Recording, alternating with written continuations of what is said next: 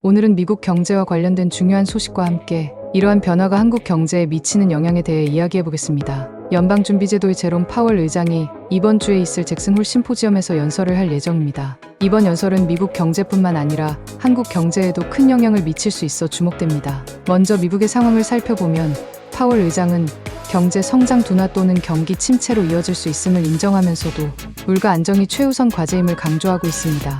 연준은 올해에만 5차례 금리를 인상했으며 이는 최근 40년 동안 가장 높은 수준의 인플레이션을 억제하기 위한 조치입니다. 이제 한국 경제에 미치는 영향을 살펴보겠습니다. 연준의 금리 인상은 전 세계 금융시장에 영향을 미치며 특히 한국 경제에도 여러 가지 경로로 파급 효과를 미칠 수 있습니다.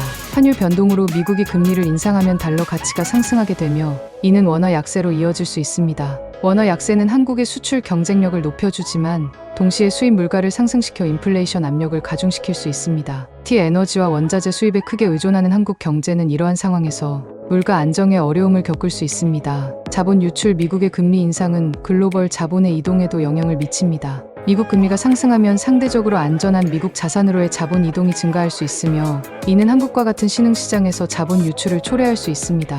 자본 유출은 한국의 금융시장을 불안정하게 만들고 한국은행이 금리 정책을 조정하는 데 영향을 줄 수 있습니다. 금융시장 변동성 증가 미국 금리 인상은 한국의 금융시장에도 직접적인 영향을 미칩니다. 주식시장, 채권시장 등에서 변동성이 커질 수 있으며 이는 투자자들의 불안감을 증대시킬 수 있습니다. 특히 한국은 높은 가계부채를 안고 있기 때문에 금리 상승으로 인한 가계부채 부담이 커질 수 있으며 이는 소비 감소로 이어질 수 있습니다. 이러한 상황에서 한국 정부와 한국은행은 여러 가지 대응책을 마련해야 합니다. 우선 한국은행은 금리 인상 속도를 조정하면서 경제 안정을 도모해야 합니다. 또한 환율 변동성을 완화하기 위해 외환시장 개입 등을 고려할 수 있습니다. 정부는 수출 경쟁력을 유지하면서도 국내 물가 안정을 위한 정책을 균형 있게 운영해야 할 것입니다. 결론적으로 연준의 금리 인상과 파월 의장의 정책 방향은 한국 경제에도 중요한 영향을 미칠 것입니다. 환율, 자본 이동, 금융시장의 변동성 등 여러 측면에서 한국 경제가 영향을 받을 수 있으므로